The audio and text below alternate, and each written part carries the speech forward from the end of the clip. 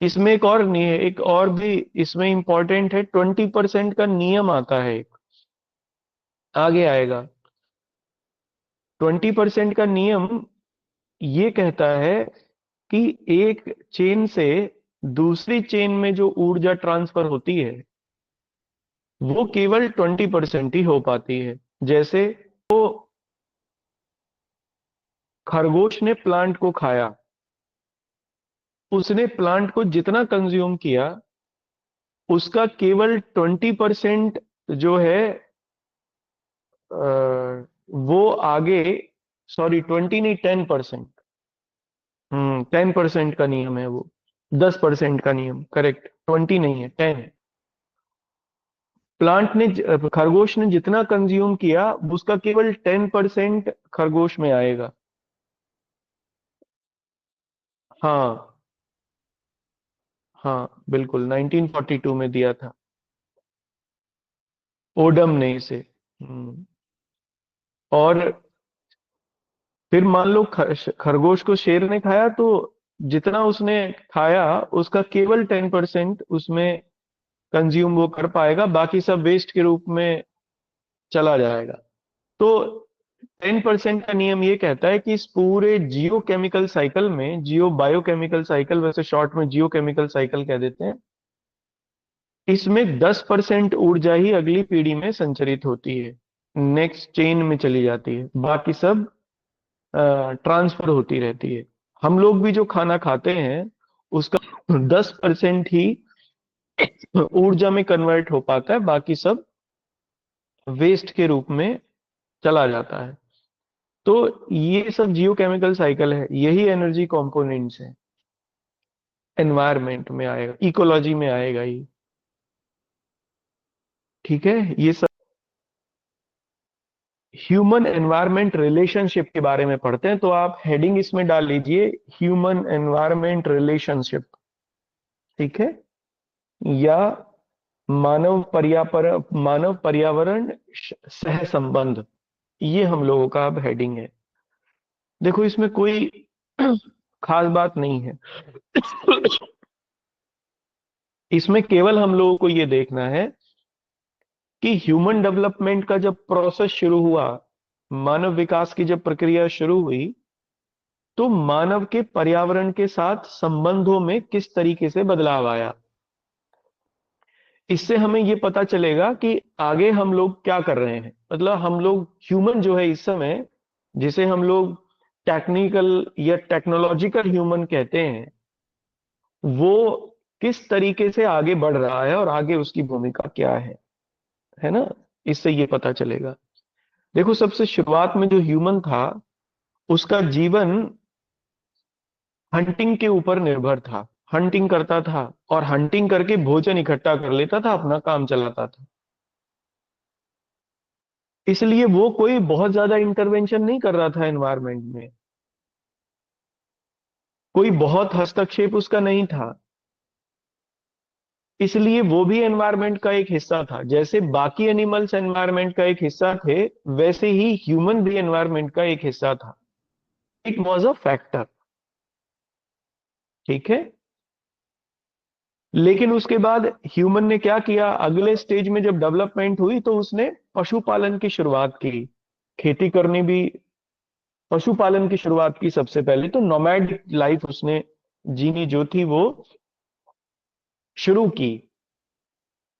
पहले जहां वो पशुओं को हंटिंग के ऊपर करता था, वाइल्ड एनिमल्स को, अब वो डोमेस्टिकेट करना सीख गया। अब उसकी समस्या का समाधान ये हो गया कि उसे हंटिंग के ऊपर निर्भर नहीं रहना था, जब वो चाहता था वो किलिंग कर सकता था एनिमल्स की जिनको वो पालता था। इसलिए यहां से शुरुआत होती है सोशल एनिमल के रूप में ह्यूमन की चेंज की। क्योंकि जब वो पशुचारण करने लगा, डोमेस्टिकेशन उसने कर लिया एनिमल्स का, तो फिर वो समूह बनाकर भी रहने लगे ह्यूमंस, और इस तरीके से एक सामाजिक मनुष्य के रूप में उसकी शुरुआत हुई। जब उसने डोमेस्टिकेट करना शुरू किया एनिमल्स को, तब वो मॉडिफायर हो गया। मॉडिफायर कैसे हुआ, क्योंकि पहले तो वाइल्ड एनिमल्स को ही हंट करता था, लेकिन अब उसने उन वाइल्ड एनिमल्स को जो पहले जंगल में मिलते थे, अब उन्हीं को उसने डोमेस्टिकेट करना शुरू कर दिया, मॉडिफाई कर दिया। इसलिए एनवायरनमेंट में उसकी भूमिका यहां से मॉडिफायर की शुरू हुई। नेक्स्ट, इसके बाद उसने एग्रीकल्चर करना शुरू किया, कृषि। देखो, कृषि में लोगों की जरूरत होती है खेती के लिए, इसलिए लोगों ने समूह में रहना शुरू किया। तो जब लोग समूह में रहना शुरू किए, तभी एग्रीकल्चर की उत्पत्ति हुई, या कह सकते हैं तभी कृषि की शुरुआत हुई। या जब कृषि की शुरुआत हुई तभी लोगों ने समूहों में रहना शुरू कर दिया, गांवों की उत्पत्ति हुई, गांव अस्तित्व में आए, विलेज कम्युनिटीज बनी। अब उसने कई तरीके के पेड़ पौधों को उगाना शुरू कर दिया अपनी मर्जी के मुताबिक। अब ह्यूमन की भूमिका चेंज हो गई एनवायरनमेंट में। ही बिकेम मॉडिफायर, क्योंकि वो अपनी इच्छा के अनुसार चीजें कर सकता था। Sorry, changer, he became changer. वो अपनी इच्छा के हिसाब से चीजों को परिवर्तित कर सकता था। और अब ये चलता रहा। एग्रीकल्चर लेड कम्युनिटीज जो थी, मेडिवल पीरियड तक इसी तरीके से वो करती रही, जब तक ह्यूमन एग्रीकल्चर प्राइम ऑक्यूपेशन के रूप में वो कर रहा था। लेकिन जब औद्योगिक क्रांति की शुरुआत हुई इंग्लैंड में, और एनलाइटमेंट वगैरह यूरोप में आया, और नया टेक्निकल डेवलपमेंट हुआ, तब ह्यूमन की भूमिका बदल गई। अब वो तकनीकी के माध्यम से एनवायरनमेंट को अपने हिसाब से ढालने लगा। इसको हम लोग प्रौद्योगिक मानव कहते हैं, टेक्नोलॉजिकल ह्यूमन कहते हैं। और इसकी भूमिका थी एनवायरनमेंट के साथ डिस्ट्रॉयर की। क्योंकि हम लोगों ने तकनीकी प्रगति के साथ साथ एनवायरनमेंट को डिस्ट्रॉय करना भी शुरू कर दिया। इसलिए अब हमारी जो भूमिका है, दैट इज डिस्ट्रॉयर। अब ह्यूमन एनवायरनमेंट का डिस्ट्रॉयर है। ठीक है ना? ये चार चरण है इस समय तक। हो सकता है आने वाले समय में जब और टेक्नोलॉजिकल डेवलपमेंट हो जाए, तो फिर वो फिर से क्रिएटिव अपनी भूमिका में चला जाए इंसान, और क्रिएटिव हो जाए, क्रिएटर हो जाए एनवायरनमेंट का। अभी उसकी भूमिका लेकिन डिस्ट्रॉयर की ही है। ये पूछा गया है एग्जाम में कि इस समय प्रौद्योगिक मानव की भूमिका पर्यावरण संबंधों में किस प्रकार की है। तो एक विध्वंसकर्ता की है, डिस्ट्रॉयर की है। क्लियर है? समझा? ठीक है। अब इसको लेके ना कुछ अवधारणाएं हैं, कुछ थ्योरीज हैं। ह्यूमन एनवायरनमेंट की जो रिलेशंस हैं, ह्यूमन एनवायरनमेंट रिलेशनशिप, जो ये आगे बढ़ा ना, दूसरा तीसरे चौथे चरण तक पहुंचा, इसको लेके कुछ थ्योरीज आई, कुछ लोगों ने अपने सिद्धांत दिए। उन सिद्धांतों को हम लोग देख लेते हैं। तो आप इसमें लिखना, हेडिंग डालना, मानव पर्यावरण संबंधी सिद्धांत। ये आया है एग्जाम में, यहां से क्वेश्चन। ये ज्योग्राफी में भी आया है। देखो, ज्योग्राफी और एनवायरनमेंट बहुत कुछ जुड़ेगा आपस में यहाँ पे आगे, है ना? तो आपको ज्योग्राफी की कुछ बातें आपको याद रखनी है।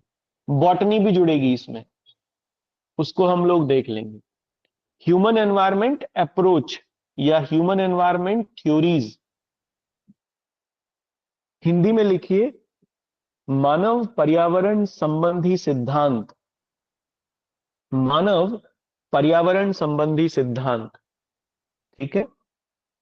देखो, जब ये मानव पर्यावरण सह संबंधों की बात हुई ना, तो इसी बीच में देखो, एनवायरमेंट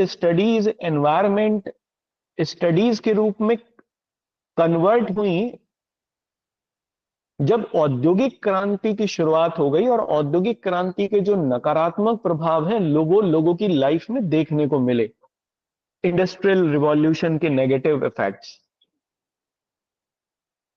जब इंडस्ट्रियल रिवॉल्यूशन हुई तो ह्यूमन एक टेक्निकल ह्यूमन बन गया था, हम लोगों ने पीछे देखा।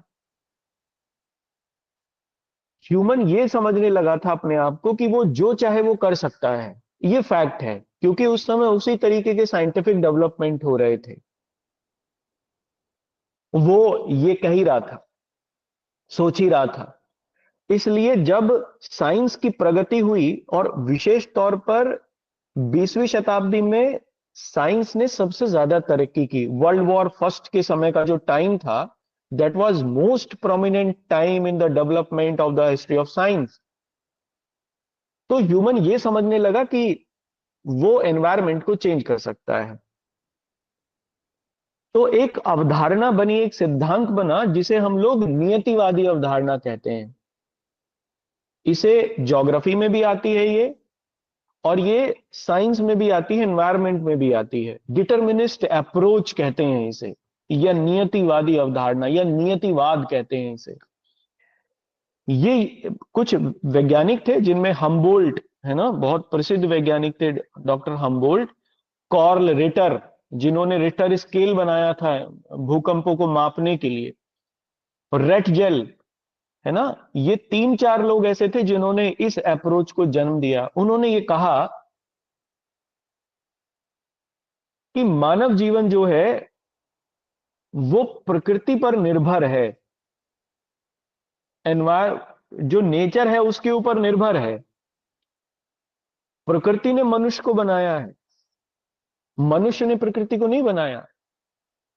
इसलिए मनुष्य चाहे भी तो बहुत कम चीजों को ही वो जान सकता है नेचर की, बहुत ज्यादा चीजों को नहीं जान सकता नेचर की। जबकि इसी दौर में जो वैज्ञानिक प्रगति है वो ये कह रही थी कि जो प्रकृति है वो तो ह्यूमन के हाथों में है, ह्यूमन के अंडर में है। मानव जैसा चाहे प्रकृति को साइंस के बल पे चेंज कर सकता है। लेकिन नियतिवादी अवधारणा ने इसका खंडन किया, और इन लोगों ने यह कहा कि प्रकृति ने मनुष्य को बनाया है ना। ये पूछी गई है एग्जाम में, तो आप इसको लिख लो। इसको निश्चयवादी अवधारणा भी कहा गया है, डिटर्मिनिस्ट अप्रोच भी कहा गया है एनवायरमेंट की। हाँ, डिटर्मिनिस्ट अप्रोच ये कहती है कि मानव पर्यावरण संबंधों में जो मानव है वो प्रकृति को बदल नहीं सकता है, एनवायरमेंट को चेंज नहीं कर सकता है, बल्कि वो एनवायरमेंट का एक हिस्सा ही बने रह सकता है। ये थ्योरी 1920 में आई। 1920 में तीन वैज्ञानिकों ने इसे बेसिकली दिया, जिनमें हम्बोल्ट, रेटजेल और कार्ल रिटर जो थे वो इंपॉर्टेंट पर्सन थे। इन तीनों वैज्ञानिकों का विरोध हुआ। एक ग्रुप था, एक दूसरे वैज्ञानिकों का ग्रुप था, जिसमें ब्रून्स, कार्ल सॉवर, विडाल डी लाब्लाश, ये फ्रांस के वैज्ञानिक थे, बहुत प्रोमिनेंट वैज्ञानिक थे, फिजिसिस्ट थे, विडाल डी लाब्लाश। इन लोगों ने कहा कि ये सब गलत बात है, विज्ञान इतनी प्रगति कर चुका है कि प्रकृति को इंसान अपने हिसाब से बदल सकता है, वो जो चाहे वो कर सकता है। इसको उन्होंने संभववाद कहा, पॉसिबलिज्म, यानी everything is possible in nature, human जो चाहे वो कर सकता है। ठीक है, तो पॉसिबलिज्म या संभववाद की जो संकल्पना है वो विडाल डी लाब्लाश, ब्रून्स, कार्ल सावर, ये तीन चार वैज्ञानिकों ने दी। और इनकी अवधारणा ये कहती थी, संभववाद ये कहता है कि मानव पर्यावरण को बदल सकता है, वो प्रकृति पर विजय प्राप्त कर सकता है विज्ञान के बदले, विज्ञान के बल पर। ठीक है, इसलिए चिंता की कोई बात नहीं। ये ऊपर की जो दोनों अवधारणाएं थी, डिटर्मिनिज्म भी और पॉसिबिलिज्म भी, ये दोनों एक दूसरे के विपरीत थी। डिटर्मिनिज्म कहता है कि मानव प्रकृति का हिस्सा है, उसको बदल नहीं सकता है, उसका ये एक हिस्से के रूप में वो आगे बढ़ सकता है। जबकि संभववाद या पॉसिबिलिज्म ये कहता है कि वो बदल सकता है, वो विजय प्राप्त कर सकता है नेचर के ऊपर। ये चलता रहा। लेकिन 21वीं शताब्दी में, मतलब 20वीं शताब्दी के उत्तरार्ध में, 1980 वगैरह के आसपास, 1980s के आसपास, 1980s तक ये ऊपर की अवधारणाएं चलती रही। 1980s के आसपास एक नई कॉन्सेप्ट आई जिसे नियो डिटर्मिनिज्म अप्रोच कहा गया। ये क्या थी? इसे नवनियतिवादी अवधारणा कहते हैं। ग्रिफिथ टेलर वगैरह ने इसे दिया। ये सबसे पहले एनवायरमेंटलिस्ट थे। देखो 1970-80 का जो दशक है ना, ये दुनिया भर में सबसे इंपॉर्टेंट है अगर एनवायरमेंट स्टडीज को लेकर, क्योंकि इसी समय एनवायरमेंट एक स्वतंत्र विषय के रूप में उभरा। पहले वो ज्योग्राफी का हिस्सा होता था, बॉटनी का हिस्सा होता था, लेकिन 1970-80 में क्यों? क्योंकि एनवायरमेंट या पॉल्यूशन के जो नकारात्मक प्रभाव हैं वो इस समय देखे गए। आर्कटिक के ऊपर, अंटार्कटिक के ऊपर ओजोन लेयर में जो छेद है उसके बारे में अभी पता चला। और 1900 इसीलिए 1970 में, 1970s में कोपेनहेगन में सबसे पहली समिट बुलाई गई इस बात को लेकर, एनवायरमेंट के ऊपर डिस्कशन करने के लिए। तो इसलिए 1970-80 का जो दशक था वो एक नए थॉट्स का एक दशक था एनवायरमेंट स्टडीज में। और इसको लीड कर रहे थे न्यू डिटर्मिनिस्ट, नवनियतिवादी। ये कुछ वैज्ञानिक थे जिनमें ग्रिफिथ टेलर का नाम बड़ा इंपॉर्टेंट है। ग्रिफिथ टेलर ने यह कहा कि जो दोनों ही अवधारणाएं हैं, डिटर्मिनिस्ट भी और पॉसिबिलिज्म भी, ये दोनों ही गलत हैं। ये बात सही है कि मानव पर्यावरण का हिस्सा है, और यह बात भी सही है कि वो उसे बदल सकता है, लेकिन मानव को पर्यावरण को बदलना नहीं चाहिए। उसे पहले देखना चाहिए, सोचना चाहिए, समझना चाहिए, और तब फिर आगे बढ़ना चाहिए। इसीलिए इन्होंने इस पॉलिसी को आगे बढ़ाया। स्टॉप एंड गो का मतलब है, आज यही पॉलिसी चलती है सरकारों की एनवायरमेंट के मामलों में। स्टॉप एंड गो का मतलब है कि पहले अगर किसी टेक्नोलॉजी को हमें डेवलप करना है या हमें कोई एनवायरमेंट से रिलेटेड, सॉरी, टेक्निकल अपग्रेडेशन से रिलेटेड कोई निर्णय लेना है, तो पहले उसका एनवायरमेंट के ऊपर क्या प्रभाव पड़ेगा इसके बारे में अध्ययन कर लिया जाए, और तब फिर उसे आगे बढ़ाया जाए। इसको स्टॉप एंड गो की पॉलिसी उन्होंने कहा, और यहीं से आती है सस्टेनेबल डेवलपमेंट की कॉन्सेप्ट, टिकाऊ विकास की कॉन्सेप्ट।